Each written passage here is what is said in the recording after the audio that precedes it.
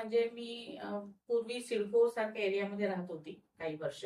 तर तिथे मी माझ्या रिकाम्या वेळात मी ऑब्झर्व केलं की खूप साऱ्या महिला आहे ना खूप टॅलेंटेड होत्या. परंतु त्यांना घरातील जबाबदारी, मुलं, सासू सासरे आणि नवऱ्याची परमिशन नसायची की बाहेर जाऊन काम कर. तर त्यांना वेळ थोडाफार असायचा दुपारचा. तर त्याच्यात काय करायचं त्यांनी एक दिवस असं आम्ही असंच गप्पा गोष्टी करत बसलो होतो तेव्हा लक्षात आलं. मग मी त्यांना म्हटलं तुम्ही बचत गट स्थापन करा. तुम्ही काही उपक्रम राबवा त्यांच्या अंतर्गत एखादा तास तर प्रत्येक महिला काढू शकते. आणि जवळच तुमच्या आजूबाजूचं जे काही घरं आहेत तिथलेच बायका बोलवा.